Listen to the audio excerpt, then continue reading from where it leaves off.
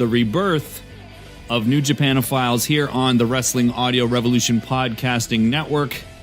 Myself, the Grime Minister Luke Forrest, hope everybody has had a very happy holiday and a happy new year. But for us wrestling fans, especially for the fans of the pure art of professional wrestling, this has been New Year's Eve for us. And myself, and of course, it wouldn't be New Japanophiles without the one and only Ernest Matthews, who is sitting right beside me, not on Skype, none of this garbage. He's sitting right beside me in the flesh. Ernest, how you feeling? And happy Wrestle Kingdom. Yes, happy Wrestle Kingdom to everyone out there in the wrestling universe. I'm feeling great. It's time we've waited for seemingly almost all year long. Perfect cap off to perhaps the greatest year in professional wrestling history in terms of volume of great matches. And so excited that this special event has finally arrived. And we are hosted here in this lovely studio. We'll call it a studio. What you doing on your phone there? You got some interesting information. Bringing up the card. Okay, you got the card as well. That's good. We have been hosted here by a very lovely couple who have some very lovely children. And a man that has been referenced on this show now a few times, Mr. Charles Biscuit. We used to call him Chucky Biscuit. Was that his name in high school? Biscuits, yeah. Right. And then you don't see the guy for a while. Then all of a sudden you see him later in life, and he's Charles Biscuits. Now, I know how I know Charles Biscuits, but I'm not quite sure how you know Charles Biscuits, or how you got to meet Charles Biscuits, or how did Charles Biscuits even become a part of your life. By the way, Charles Biscuits over there in the corner, everybody. Let's give him a round of applause. Yes, yeah. Charles, how you feeling, and how'd you enjoy Wrestle Kingdom? It's the best. Love you guys. Oh, yeah, we love you too. Thank you for everything you've done to make this such a pleasurable experience for us. Lots of Coors Light. Yeah, you asked me how I know Charles Biscuits. It's a very Canadian way. Our dads played hockey together. Your dad? I'm from Canada, so that's how we know each other, because of hockey. Interesting. Yeah. Charles and I used to actually compete in a backyard wrestling federation. And you want to talk about stupidity. We were having a conversation earlier today over some gimmicks, or earlier tonight, over some gimmicks about the stupidity of deathmatch wrestling. And we were, I guess, was it a Viceland documentary you saw? Viceland, Damien Abraham. Viceland, right. Oh, Damien Abraham, of course. Shouts out to Damien. Port Hope connection there. But we were talking about just this documentary that we saw and kind of laughing at the stupidity of deathmatch wrestlers and their mentality. I know Charles from being in a backyard here in lovely Port Hope, Ontario. And our very first match of our very first show as part of this backyard wrestling federation, very first move of this match, Charles, was the first move. Was a DDT, which is, again, just to show you how fucking green I was, that the first move of a match, I thought I'd give you a DDT. It was like a lockup into a DDT. Has any match ever started with a DDT ever? Maybe a Jake the Snake squash match from like 1987 or something like that. Eventually, you got to do a couple other moves. Short arm clothesline, brother. Right, yeah. So yeah, the very first move of this match was a DDT on the grass. And you got quite the stinger, Charles. A scary moment on camera. You'd never know it was a scary moment for an 18-year-old me, or however old I was, because I'm sitting there with a big smile on my face looking at the camera going, oh, yeah, cut. But, totally just joking around. This guy's laying on the ground, damn near in a seizure. Like, you were messed up at that moment. Well, I was seeing stars like I'm seeing in my basement right now. You remember that moment quite well, right? Oh, yeah. Yeah. Did you think you were fucked? I had no idea what was going on. What did I get myself into? It's a very good question. But, of course, my natural instinct at that time, when my friend is laying on the ground and doesn't know where he is, and possibly in his mind is thinking he's paralyzed, of course, the logical thing to do is to pick him up, give him a Michinoku driver on a chair, and not the padded part of the chair. I had flipped it over to the hard part. And I gave you a Michinoku driver, and then I gave you a ridiculous sit-out powerbomb where you landed right on your head. Amazing. For life. I hope people can hear him out there because he's saying it was amazing. This was not a traumatic moment for him or something that he resents me for. This is something he's actually taking pride in. But the funny thing is, for me, it's actually haunted me over the years, because I just think, like, this guy really could have been paralyzed, and for what? For this awful backyard wrestling crap of the late 1990s. But anyways, we're not here to talk about ICW. We're not here to talk about PHWA. Yeah, was there a show yesterday that we wanted to talk about? Or? I guess we should tell the people sort of a little disclaimer here. This is Friday night, guys. Is this Friday night here in Canada? Yeah. Friday crowd. Yeah, good Friday crowd. It's Friday night. So we had actually avoided spoilers, all three of us. We made the pact that we would only watch till right up before the Kota Ibushi match. We'd watch that on Thursday night, and then we'd get together on Friday. But that meant actually avoiding spoilers. And I can honestly say I was completely unspoiled for this show. Ernest, you as well? Or did a few things sort of creep into your timeline? Or what happened? No, absolutely not. I mean, they do Probably a really good job. Social media, right? Well, I didn't. I flirted with danger, but I just found I was able to scroll past anything and just missed everything. So, yeah, no, I came in completely fresh, which was really, really nice to not have the outcome spoiled at all. So last night, Thursday night, you had watched right up again, like I said, right up to the Cody and Kota Ibushi match. Yeah, and starting with the Rumble. Let's get right into this. The New Japan Rumble. It was 32 minutes of a bit of a roller coaster ride, if you will. There were significant highs, there were significant lows. But I found that I really enjoyed it even more than I did last year. A couple things I really liked about the Rumble was a couple of times when they sort of cleared the ring and let it to be, like a 2-on-1 or a 1-on-1. I liked the Suzuki Gun sort of, they took over the match for a while. So that was nice. But I also like a couple guys being introduced that I personally had not really seen before. There was a wrestler from New Zealand. I can't remember his name, but he was excellent. And it's just great to see, some of the future prospects in New Japan and, the next generation of superstars, I hope. I will say, and we talked about this a bit earlier, that to me the New Japan Rumble definitely peaked and then sort of went down and ended to me on a pretty low note. Cheeseburger obviously was the final participant along with... The gentleman's name is Masahiro Kekihara. Legend almost more in mixed martial arts than he was in pro wrestling. Part of something called UWFI. Yeah, I noticed he was sort of wearing a very Sakuraba type gear sort of thing. And from the same. Yeah, and I guess there was a good story there that he came back from cancer treatment too. Yeah, that whole Rumble was built around that. Yeah, a nice sentimental move. So I guess in the end, it was just all set up for that moment, and maybe it doesn't have a ton of prestige, but at times it was fun and a good little warm up for the rest of the 5.5 hours or 5 hours left of the show. A roller coaster ride, Charles. Yeah. That's what he thought about it. Yeah. That's the kind of roller coasters you get at the Port Hope Fall Fair. When I was a kid, I could only take those pretty chill ones. Now just the little spaceships flying around, and so that's all I can handle. But obviously, the show continued to climb from there. So that's the deal. The Rumble, again, like I said, was won by Masahiro Kakihara, UWFI legend, and pro wrestling legend as well in Japan. The fans seem to like it. I think the two words I used to describe this match when I got to Charles, the biscuit basket, like I called it, the two words you'd use to explain it were entertaining and absolutely horrible. I guess that's 3 words. So it was terrible, like always. Ernest is way more positive about this one than I was. But it is what it is, If people are going to watch it and they're going to get upset about the pre-show. I mean, you saw the crowd. Half the crowd wasn't even there yet. Yeah, it's just a fun little thing. You get to see some legends, and you get to see some of the young up-and-comers. I believe the guy you were talking about from New Zealand was that was Hanare, I believe. Whatever. You got to see some of the young lions go. You got to see Liger. Liger looked great, as always. But let's not spend any more time on that. It's late. Let's get into the show. The great opening package, like I have always said, is just one of my favorite things of the year in wrestling. The classic Wrestle Kingdom theme, and then it takes you through the whole card. First battle, second battle, third battle, fourth battle, fifth battle, sixth battle. And it gives you all the little video clips. And then we're into the show. The Young Bucks, Matt Jackson and Nick Jackson, defeated Roppongi 3K, Sho, and Yo with Rocky Romero at ringside. They actually won by submission, 18 minutes, 49 seconds. Ernest, you watched this last night by yourself. What were your thoughts on this match?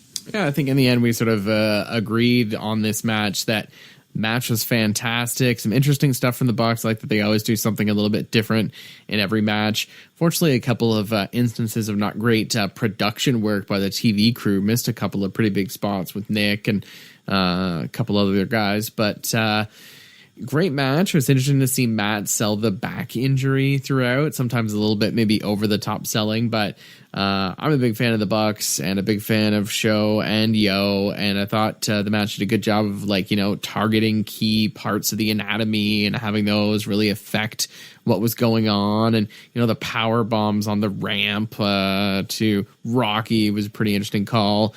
So definitely a great match, but the ending felt a little sudden, a little out of nowhere to me, and winning with the sharpshooter when they've been using the cease and desist for so many matches now just seems a little bit out of the blue. And I think where we're in agreement is the fact that really kind of expected they would build up Sho and Yo and not have them just drop the belts once again back to the Bucks sort of thing. And I'm a huge fan of the Bucks, and I think they deserve as many titles as there are out there, but I think you got to build other teams as well, and keeping the belts on Sho and Yo I think was probably the more logical move here, but still a great match though. Yeah, I would agree with you. I thought there were moments in the match where, I wouldn't call Sho and Yo green at this point because they've been doing it now for 5 years or so. And now they've come back to New Japan. They've been in some pretty big, spots on the card. They've been in front of some pretty big crowds since becoming Roppongi 3K and all that. But this was a whole other level. And I thought sort of their inexperience at the big show, it showed a few times, I thought, in this match. The Bucks are always great. I would agree with you. What do I say about this? It just really does feel like a hot potato, these titles. And they did a really good job with Sho and Yo in terms of building them up. Their very first match coming back to New Japan, they won the titles from Funky Future. And then they won the tag tournament, after that. So they were just really doing everything right in terms of building new stars, which I really do think is an important thing for the company to be doing right now.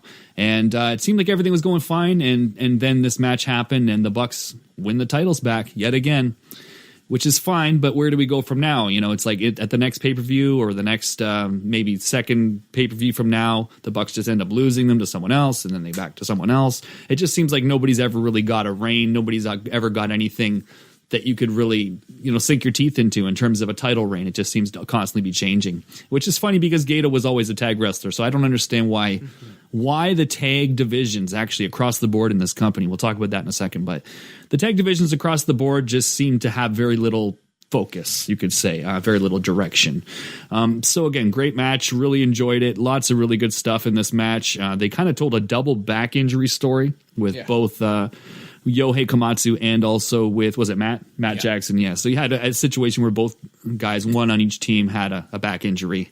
And that sort of became the story. And then they won by submission. Again, like I said, 18-49. So they gave them some time. It was that classic reaction that you get for the opening match at the Tokyo Dome when it's junior tag. It was like very soft reaction. It was not anything like the Naito Okada match. Let's put it that way.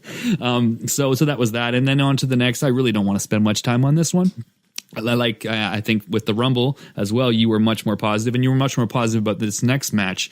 It was the Gauntlet match. Chaos, Trent Beretta, Tomohiro Ishii, and Toru Yano defeated the Bullet Club, Bad Luck Fale, Tamatanga, and Tangaloa, Michael Elgin and War Machine, Suzuki Gun, Taichi, Takahashi, Iizuka, and Zack Sabre Jr., and Juice Robinson, Togi Makabe, and Taguchi. So it was sort of like last year. It was a gauntlet match. Had some good spots. Had some really good workers. No idea why Ishii was buried in this spot, especially with the year he had. Yeah. I thought Ishii had a hell of a year. A lot of great matches. I think he had 3 awesome matches with Kenny Omega this year.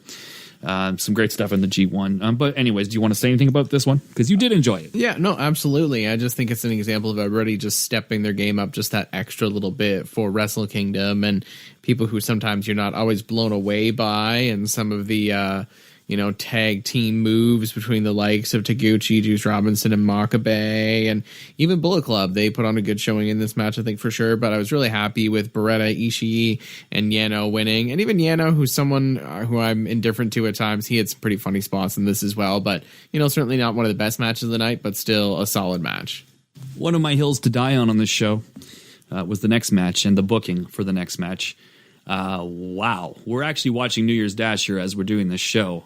And some pretty crazy happenings, but we'll talk about that in a minute. Wow. Did you guys know about this one? No. Okay. No. You know about this one, Bisk? No, that's new to you. Okay.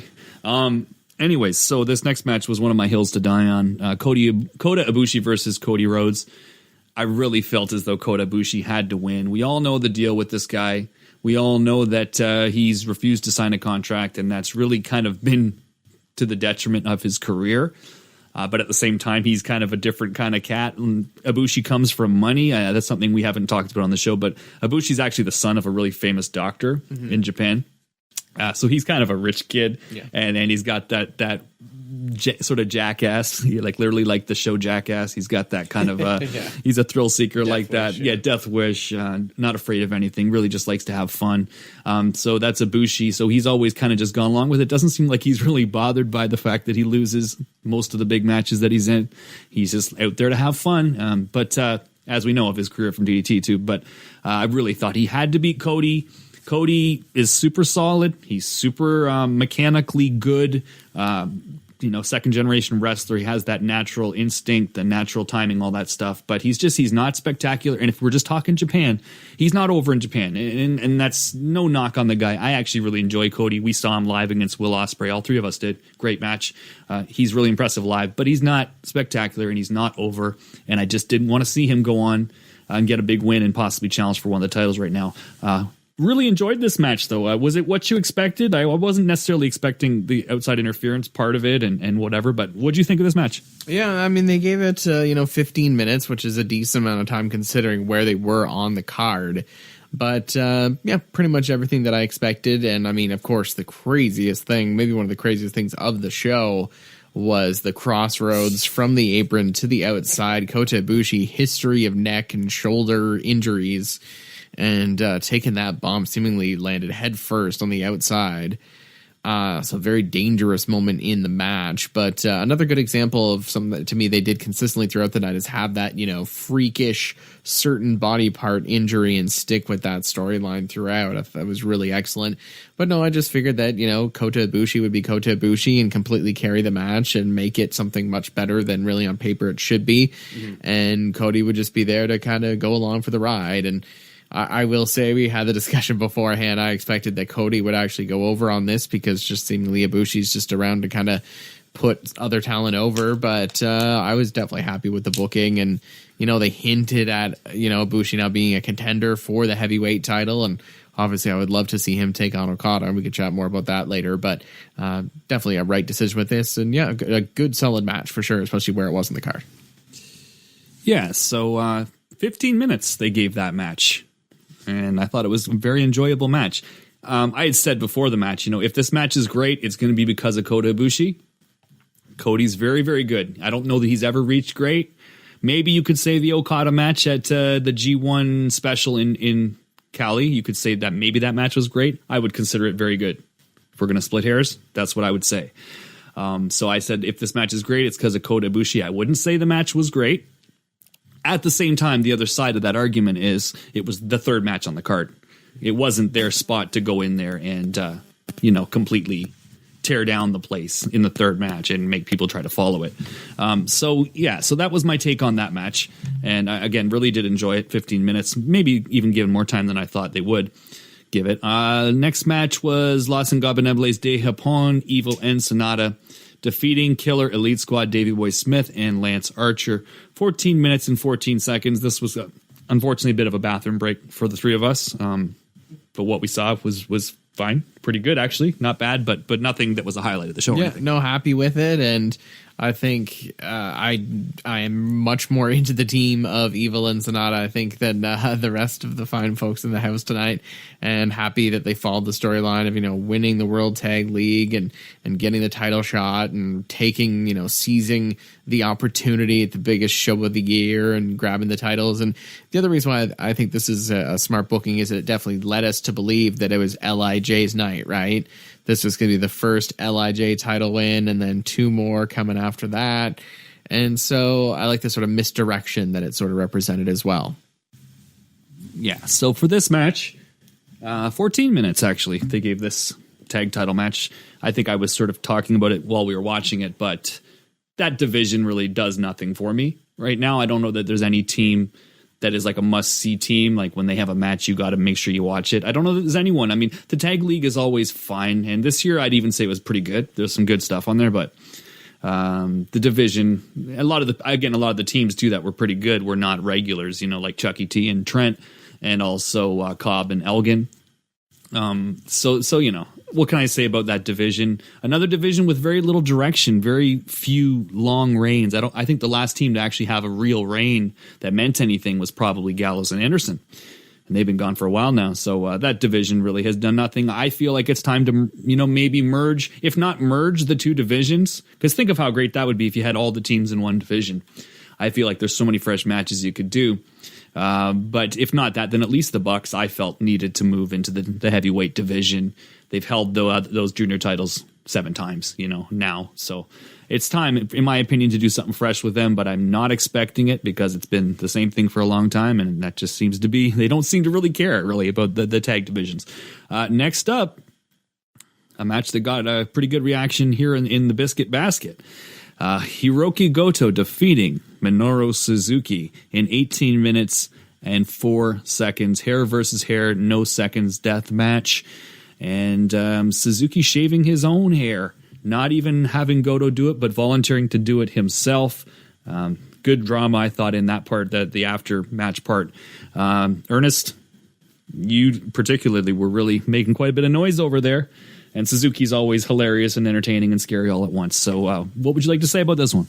Yeah, well, just as usual, great physicality from Suzuki. Just some of the slaps, forearm strikes. He's got a pretty nice shotgun drop kick, too, that he absolutely almost took Goto's head off with at one point. And it's just amazing that someone at his age can perform at this high of a level and be as entertaining and powerful and convincing and a strong character as he is.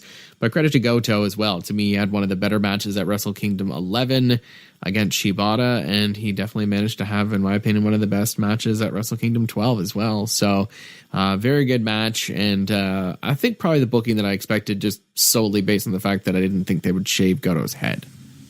Yeah, so I'll get you to maybe rank these matches too, sort of where you place them in terms of best matches at the end of this rundown.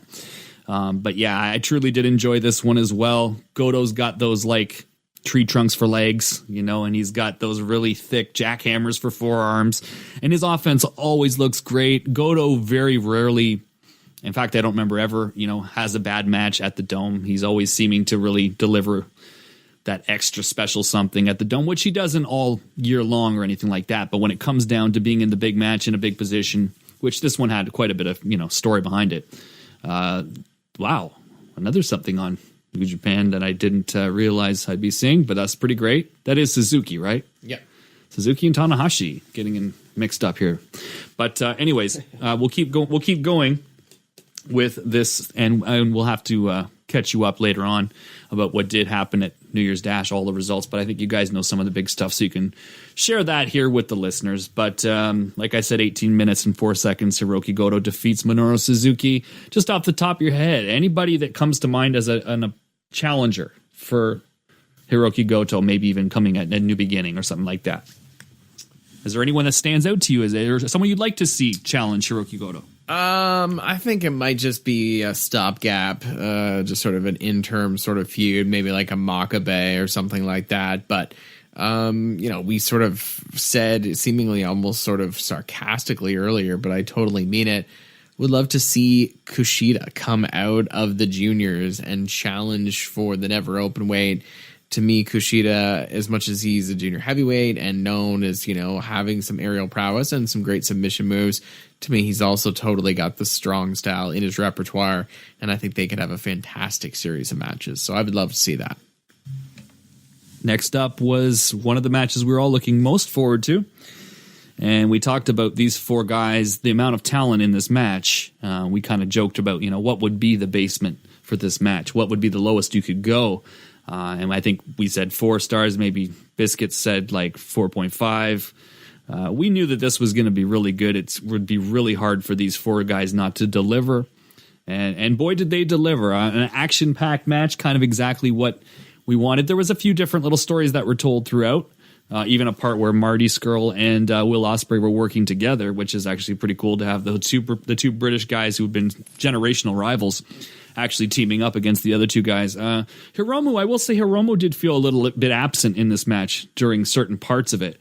But then he would sort of appear in his typical frantic, frenetic Hiromu way, and he would just do a bunch of crazy things, and then he'd sort of be out for a while. But it didn't seem like he was really involved as much as the other guys were. Or is that just me, or did you think the same? Well, of course, he was then involved in the end, where they kind of really were teasing that he was going to come back and win. But oh no, certainly for the first half, or maybe even 3/4 of the match, he was largely absent. Which I guess, you could say that's a bit of a disappointment about the match. But I would say for me, easily, this was my third favorite match of the night.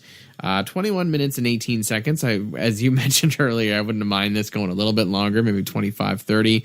But of course, where it is in the card, they're not going to give it that much more time. But all four of these guys, this was just one of those, like, you couldn't fail, you couldn't miss. Even if anything went wrong in this match, it was still always going to be an absolute classic with four of the best performers in wrestling right now in the same ring at the same time. So great stuff from Kushida, top rope, into an armbar. Takahashi obviously got a lot of his offense, and he did multiple somersault power bombs on the outside. That was absolutely ridiculous. Will Ospreay had some fantastic moments. Marty Scurll taping Takahashi to the railing on the outside so that Takahashi could be neutralized in the match for a while. And another, certainly a standout for me as well from Marty, was the using the Oscutter on Ospreay to go for a pin there. Didn't obviously get the fall, but just a great move by Marty. And I think everybody got a chance to shine at times in the match, but I will agree that I think Ospreay and Scurll and maybe even Kushida came out looking a little bit brighter than Takahashi. Which is a crime for me because, as far as I'm concerned, Hiromu shouldn't have even lost the title this year. I felt like, if anything, this should have almost been the rematch with Kushida now. Or even if maybe they could have done that. Remember, they did the 5-minute almost squash match. Yeah. That was the first shot. They could have done that somewhere in the middle, but I don't know. Like that, the Hiromu thing does feel like it went off the rails, and I gotta blame Daryl. As soon as that stupid cat was introduced, it seemed like everything kind of fell apart for Hiromu. I know a lot of people feel like he got more popular with that, and possibly from a merchandising standpoint, he did. But as far as his career, it seems like things kind of got derailed somewhere along the line, which is kind of weird because that guy's just money. That guy's so charismatic. Always has a great match, is just absolutely crazy. He just does not seem to care about his own body or his opponent's bodies, but he's just a great worker, always really entertaining. So I was disappointed with that. I didn't feel like the Kushida redemption story needed to happen when it did. It felt like Kushida could have worked a little harder, maybe won it back, yesterday.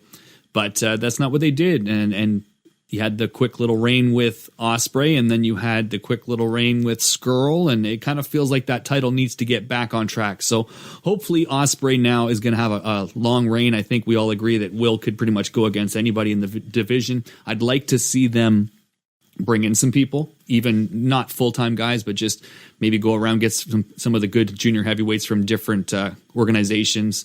Maybe you could bring in some people from CMLL. I'd love to see a match with him and Dragon Lee. I'd love to see a match with him and Volador. I'd love to see a match with him and Teton. Any of those guys that you could bring in. I think there's a lot of potential with the Will Ospreay junior heavyweight title reign. So we'll see where things go with Will. But next up on the card was a match that we really didn't know what to expect. At least I didn't. I felt like it would be good. I felt like these are two of the most brilliant guys. Actually, sorry, this is not the next match. So this next match I have a lot to say about. I'm sorry, we're not there yet. The match that I want to talk about now is Jay White versus Hiroshi Tanahashi for the Intercontinental title. Maybe I should let you go first because I have some real strong thoughts on this one. Yeah, I'm sort of the opposite. This was a match that, by all means, I was looking forward to. I've seen Jay White do some excellent work in Ring of Honor over the past year. Tanahashi, the Tokyo Dome, even with a broken arm. He doesn't have a broken arm, you know what I mean. Bad knee as well. You still have high expectations for him. And so I quite enjoyed the match. They gave him 19 minutes and 43 seconds. Tanahashi retaining the Intercontinental title with the high fly flow.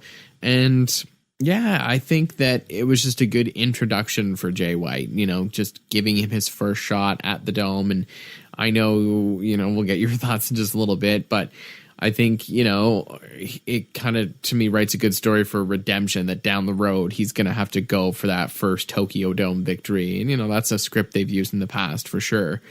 And, I would like to have Tanahashi maybe go away for a little while, considering his injuries, and give him a chance to heal up a little bit. But if he just doesn't want to stop, I guess they can just let him keep going. But definitely a good, solid match, but, certainly not in my top 3, maybe not even top 4 of the show.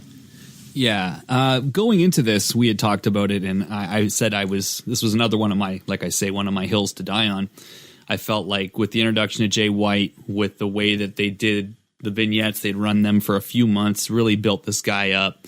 He comes, he lays out Tanahashi, who's, still like, he's been the ace. He's been the most popular guy in the company. Still is like one of the top guys, top 2 or 3, 1, 2, 3, anywhere you want to put him in terms of popularity. He's still right there. But they really did everything right with Jay White, similar to what happened with Roppongi. They brought them in. They did everything right. They brought Jay in, made the impact. This was only his first match in this gimmick. And I felt like, he needs to win. He needs to win. Otherwise, what was the point? What was the point of building him up like this next star if he's just going to come in his very first match and lose to Tanahashi, who's already this beaten up, kind of being portrayed as, getting past his prime. I really didn't feel like it was a very strong way to debut Jay White in his first match. Once I saw the match, what can I say? I really did not think that Jay White stepped up. I think he did a good job. I think the match was good. I don't know that he put on a performance where I feel like, okay, this is going to be one of the next big stars over the next few years. I felt like he did okay, but for that position that he was given, this was a time to really make an impression. And I didn't think he made the impression that I was looking for. So I would say he will not be in this position, but after what we just saw on TV, I guess he's going to be in a big position. He's going to be in a top spot no matter what. So we can talk about that in a minute. But when I saw the match and when the match ended, I felt like Jay White actually didn't step up to the point where I felt like he deserved to be in that top mix right now. And it's one of those things too. This is what happens when you push a guy too quickly, when you give him too big of a spot too early and he's not ready for it, it can ruin him forever. And that's happened in WWE a million times where guys were pushed too quickly. They weren't ready for the spot. They weren't ready for the push, and they never ever got back up to that top mix again. But with Jay White, we'll have to wait and see. And like I said, after what we just saw on our screen while we're doing this show, I guess he's going to be involved in something pretty big moving forward. So the next match is the match that I was going to talk about a second ago. And it was the most anticipated one. It was the one that was bringing in potentially the casual fan that doesn't watch New Japan, especially here in North America. It was a match with a hell of a build. They didn't do that much, or they didn't have that long to build it. But the time that they had and the things that they did were just tremendous. The two Winnipeg boys, Chris Jericho, taking on Kenny Omega for the United States Championship. And this match, I had high hopes for it just because of the two guys. And I had really heard over the last few weeks, too, that they'd really spent a lot of time. And they've only known each other a short time, but they're kind of like long lost brothers. Like they're real close already after only knowing each other a few months or a year or so. So I figured they put a lot of time into it. They're both very cerebral in terms of their minds for the business and everything like that. So I figured it would be a good match, and I figured it'd be probably violent just based on the build. This blew away all expectations of what I thought this match was going to be. You weren't necessarily over the moon about this match going in either. Yeah, no, absolutely. I went into it feeling a little bit like I thought the match at Wrestle Kingdom was going to be Kenny Omega against Kota Ibushi, which to me is the most, dream match in my world right now. And then I felt like, Jericho was kind of taking the spot away, for the fans who maybe wanted to see that match instead. And I distinctly mentioned to you at least a couple of times how, regardless of this double main event billing, that there was really, for me, only one main event. It was Naito and Okada by far. That was the match I was most looking forward to. In the end, though, and we've only seen this once. I'll have to watch it a couple more times and see. I would have to say that Kenny Omega and Chris Jericho, for me, was the match of the night. And it to me was the best match of the show. It just had so much to it. I mean, blood, sweat, tears. I don't think there was actually that last thing, but some great spots. Yeah, exactly. Just enjoying it. Yeah, tears of joy. But the V-trigger knees with Jericho on the second rope, falling backwards into the table, seemed to have some kind of cut on his leg from that. And so much physicality, the blood and everything. And, it was great to see Jericho pull out stuff like, the lion tamer and the lion salt. And there was just some great moments in the match. But I just think that Kenny Omega is now like Okada. You can put anyone in the ring against him. And I guess you could say the same for Ibushi as well. You put anyone in the ring against them, and it's going to be an absolute classic match. And I will say, I was impressed with Jericho. I was, skeptical as to how he would be able to hold his own against someone as talented as Kenny, but he more than did that. And so props to him, and well done, Kenny. Yeah. Oh, wow. And another huge happening here on our screen as New Year's Dash plays in the background. Wow. Involving Chris Jericho. And we'll talk about that in just a second. So you guys knew about this, right? You were kayfabing me? Mine, yeah, you were kayfabing me? Did you know this one? Just saw it. Just right now. Didn't know anything before this. Okay.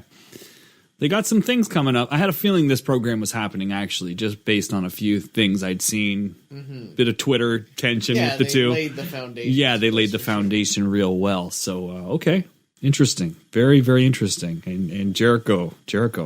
But what about you? Your thoughts on Jericho? Oh, my thoughts. Well, geez, my thoughts on Jericho is that this new character, this guy's been known to just reinvent himself over and over again. First of all, his whole career, he has done that. And I always liked Chris Jericho a lot. I always had a whole lot of respect for the guy. He was never one of my favorites or anything like that. But I will say this new character that he's created, this wild, old, loose cannon almost, you could say, type of character, has been very convincing. It's been very entertaining. It's brought me back to sort of a 1980s American style heel that I just haven't seen in a really long time. Like, his heel work tonight was amazing. We were just killing ourselves laughing at a lot of his things that he was saying, that was picking up on camera and everything. I mean, it's something that you just don't see in today's wrestling, a heel like this that has this much heat. Yeah, well, two things for me. Just one, he just looks like he's having so much fun, and that is coming across really well. And that's why we are laughing, like he's just having a good time out there, and it's, fun to watch. The other thing that I would, give the nod to this match as the best match of the night, just taking a look at your bell times here, 34 minutes, 36 seconds, Omega Jericho, 34 minutes, 26 seconds, Naito Okada. It's like they literally tried to tell them to make it exactly the same length, but Jericho and Omega just went that slightly over. But I guess also, have we not mentioned the finish of this match? Kenny Omega with the one-winged angel on the chair to Jericho. One of the most dangerous spots we've seen New Japan do in such a long time, and I can't believe we are seeing Jericho walking the next night at New Year's Dash, because that was an absolutely devastating finisher. But I think another observation we made at the time too, to me it was the best finish of a match, at least up to that point in the show, where it didn't feel abrupt, it didn't feel like it came out of nowhere. It came right at the right time, and it came in just fantastic fashion, and just incredible stuff for me. Oh, all kinds of crazy stuff in this match. So much I can't even remember. Very early on, Kenny did a springboard plancha into the crowd. Jericho was by the tables there. Oh, yeah. Is that when he landed on Callis? Yes. That springboard? That was early in the match. Yes. That was early in the match. By the way, everyone, Don Callis and Kevin Kelly did a hell of a job. Yeah. They did a hell of a job, particularly the second half of the show. I thought they were actually on fire. And not just Callis, who everybody knows I'm a huge fan of. And you got to give props to that guy for what he did tonight and what he physically took in this match, because that was a crazy, crazy bump for a guy that's not a wrestler and it was just there commentating. I mean, he pretty much took the whole High Cross body. So that was amazing. And the match had all kinds of violence, that's for sure. It was cool because it started off actually more like a technical, straight ahead match, like fast paced. But Jericho just looked really good. Like, he's physically obviously looks different now than he used to look when he was in his prime. And if you want to call it, his physical prime, you could say. But I mean, all of his stuff looked very mechanically good. There was nothing that he did. Actually, you could almost say everything he did looked very painful. There was nothing in this match that looked soft. It was a fight. It was a war. It was a brawl. It was dangerous. It was exciting. And everybody needs to go out of their way and watch this. And we love moves. I'm definitely not one of these guys who talks about, he does too many moves. For me personally, I think that's the stupidest shit ever, because I want to see cool stuff when I watch wrestling. I don't want to pretend like, I don't want to see this cool move, this breathtaking maneuver. But at the same time, you can do a bunch of really cool moves and not have a great match.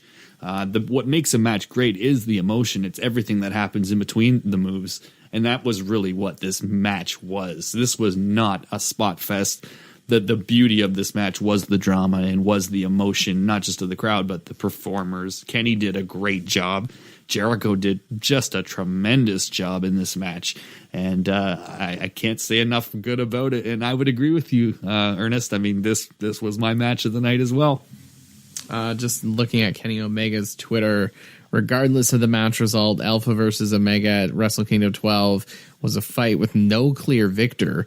Sometimes those are the best ones, thanks to everyone around the world for watching. And hashtag change the world. So I don't know, maybe they will eventually have another match. I think they will. But yeah, just my pick for match of the night, and just fantastic work by both guys. Yeah. So Kenny Omega retains the U.S. title. And was that what you were expecting? Were you expecting Omega to go over, like, in your gut, or were you thinking Jericho, or too hard to know because you didn't know what Jericho's status was? Or? No, I assume that, if someone like Jericho is going to come in, he's going to do the job. He's going to put the new talent over. However, towards the end, like the night before, I think I just got the feeling of, what if Jericho is sticking around, and what if they want to, keep the U.S. title on someone familiar with U.S. audiences? Well, he's a good pick for that, right? So I had a suspicion that maybe he would beat Kenny at Wrestle Kingdom, and then maybe Kenny would win a rematch in Los Angeles in March. But overall, not too surprised with the outcome. So, moving forward, it was time for the main event.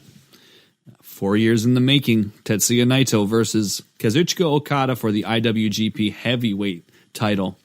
And this match was 4 years in the making, as I said. They had originally been scheduled to do this at Wrestle Kingdom 8 after Naito won the G1 that year, or the year before, should I say. And the problem was, I think that the company felt that Naito wasn't ready. The crowd wasn't taking to him, which was true. I mean, the crowd definitely kind of turned on him and wasn't ready for the squeaky clean babyface Naito to be pushed as the new top guy. And it really did backfire, Roman Reigns style, you could say. And and so they decided that Nakamura and Tanahashi were much more popular. They had a vote, a legit fan vote. The fans voted for Nakamura and Tanahashi as the main event. So Naito thought he was going to be main eventing the Tokyo Dome, which he said was a lifelong goal. Did not get to do it at Wrestle Kingdom 8. He did get to do it yesterday at Wrestle Kingdom 12. And an amazing match. The fact that they had to follow that Jericho and Omega match. The fact, like Charles said, that it was 5 hours into the show at this point.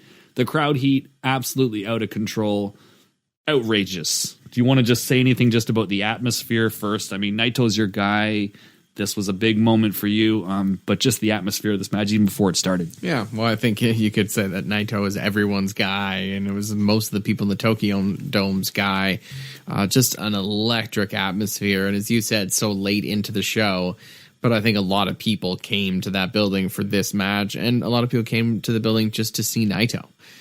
And just great back and forth, with the crowd. Okada obviously super over as well. What a year he's had as champion. So the atmosphere in the Dome was white hot.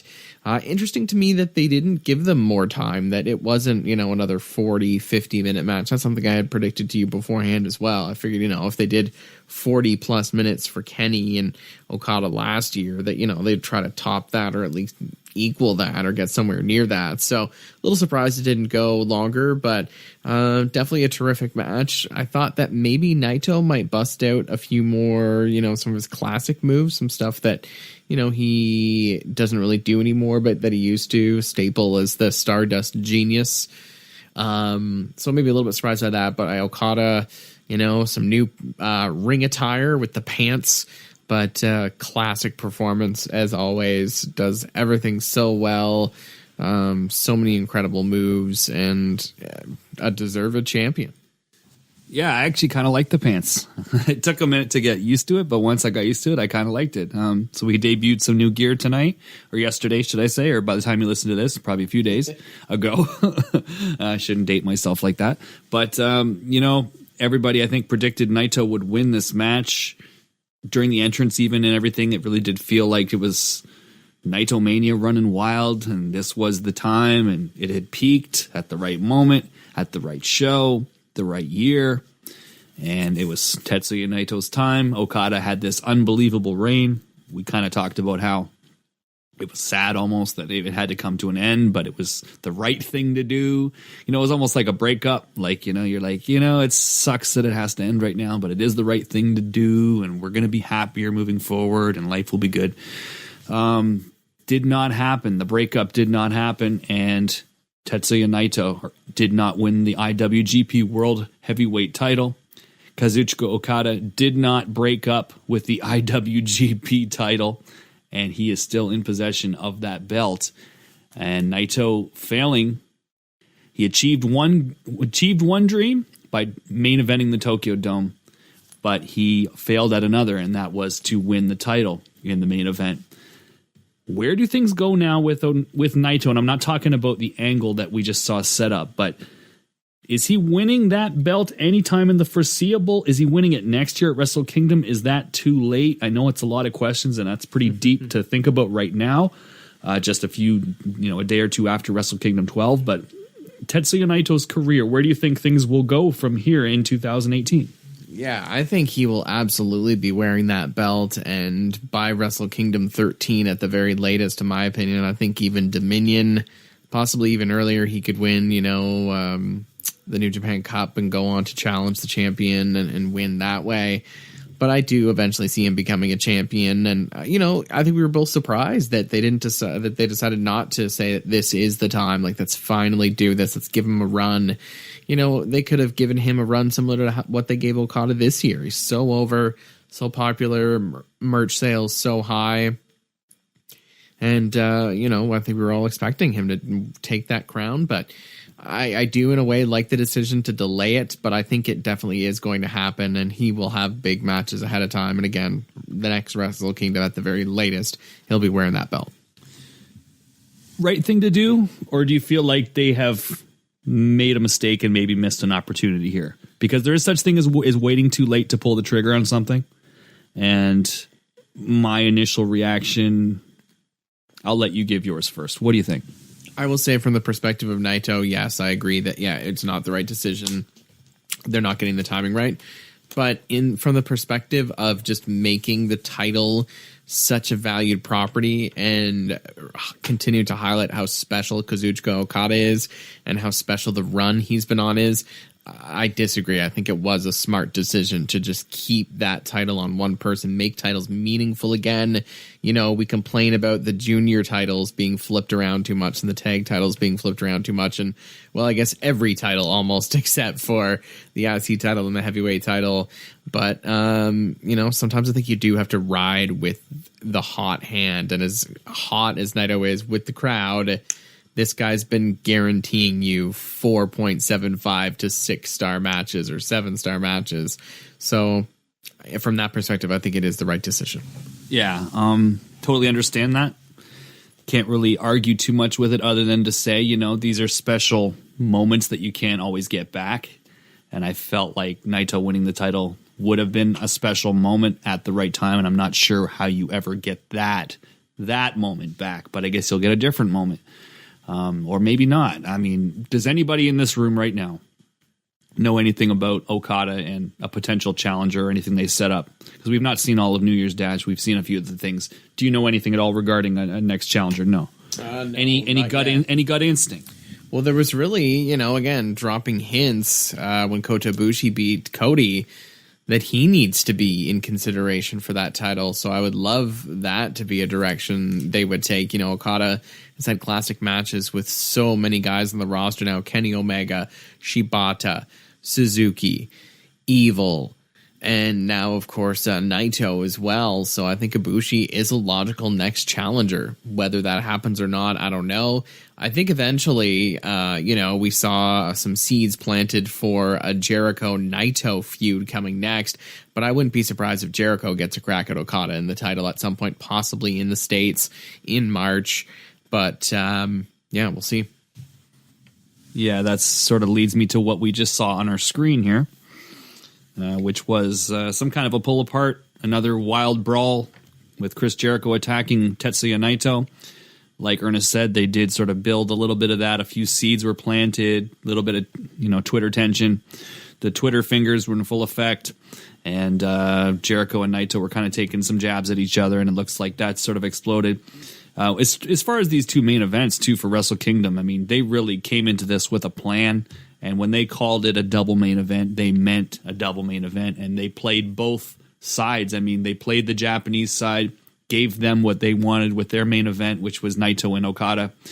That match delivered, and then for the American side, the North American side, the international wrestling community, the Jericho and Omega match completely delivered, and like you say, almost identical times. They were given just as much time. They were treated both with just as much prestige, it seemed, on this show, which was a very smart business strategy, I would say. You know, just a thought I just quickly had now, too.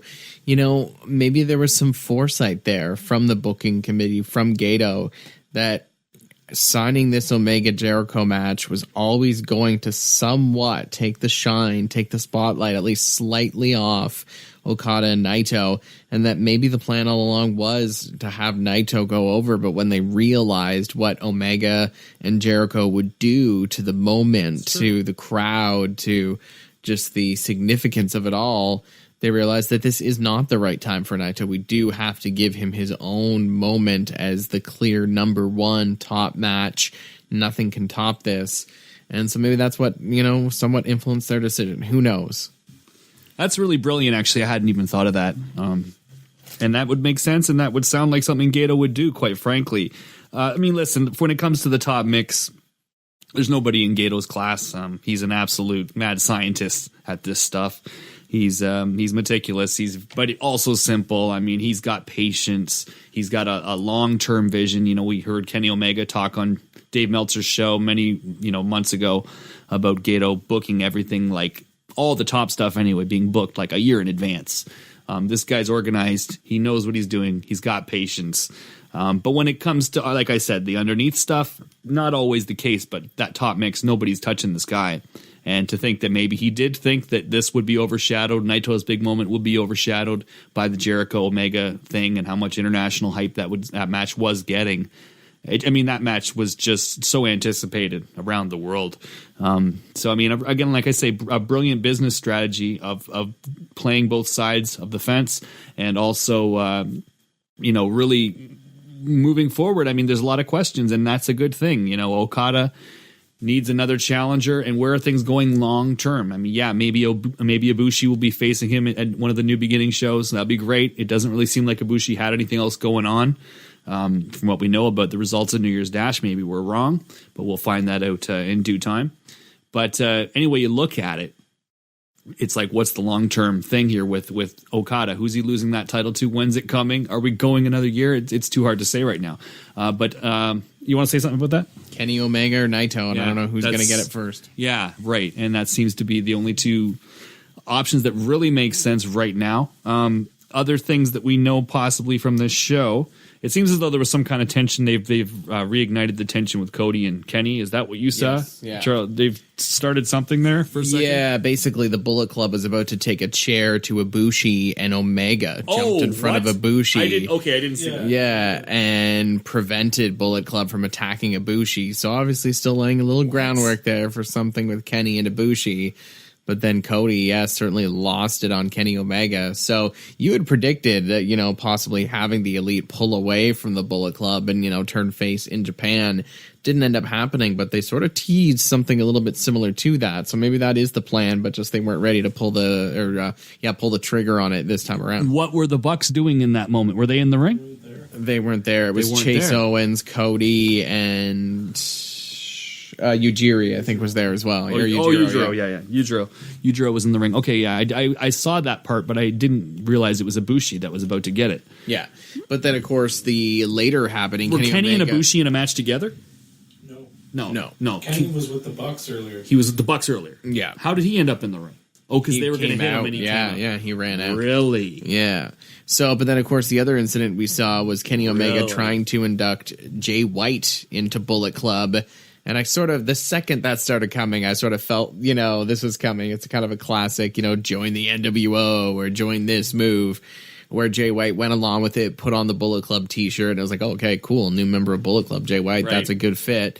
But then Jay White gives his finishing move. The DDP. Blade Runner.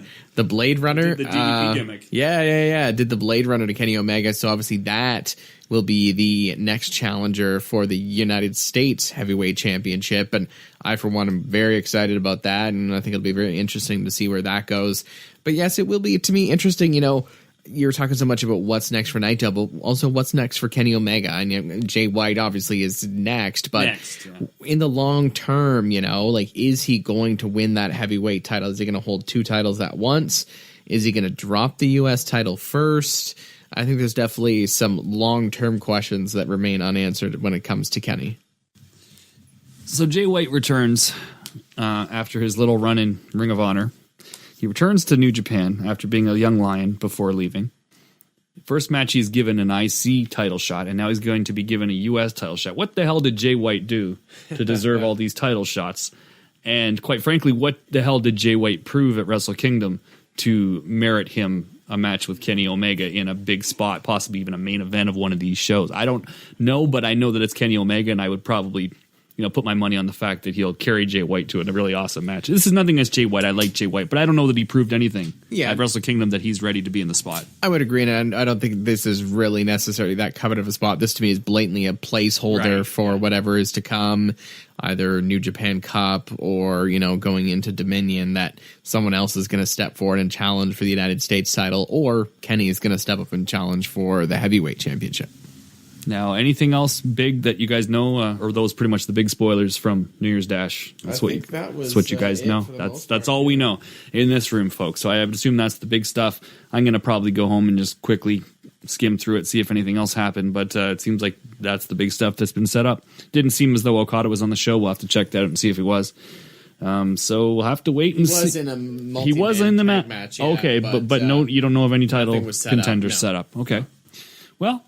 He had his back taped up. I'm sure he's not feeling great. He took, I think, a shot, too, against the railing at one point and just did not look good. Okay, so favorite match, Jericho versus Omega at Wrestle Kingdom. Yeah.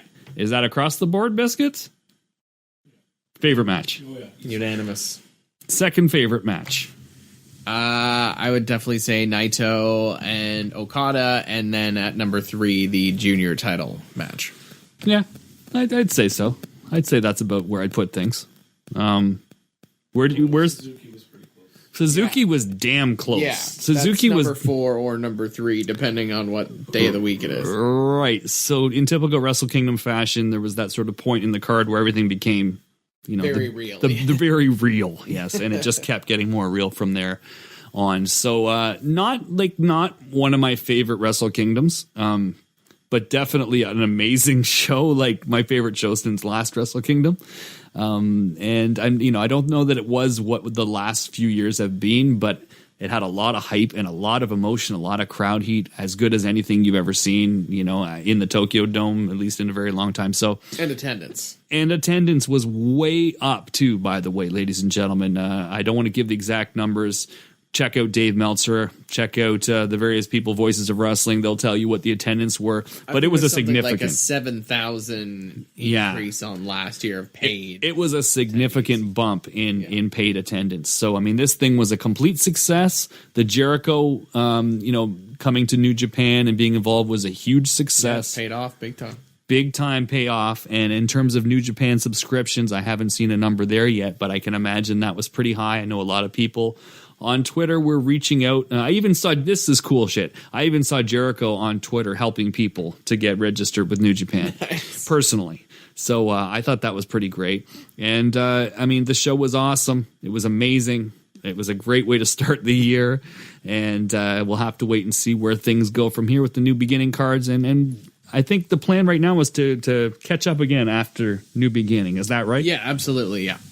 All right. Looking forward to it. Can't wait. Hopefully another year. I mean, 2017, how do you top that? But I have a feeling they're going to either come very close or absolutely top it. So once again, much love to Charles Biscuits and his family for hosting us and letting us do this podcast from his beautiful home, the Biscuit Basket. And from myself, from Ernest Matthews, Chucky Biscuits, and family, Happy New Year to all of you. Hope you had a great holiday season. Happy Wrestle Kingdom. Watch the show again. That's the beauty of Wrestle Kingdom week, is usually going back and rewatching a few things. So hope everybody has a really fun week. And we'll talk to you again here on the Wrestling Audio Revolution Podcasting Network. New Japanophiles. Itchy.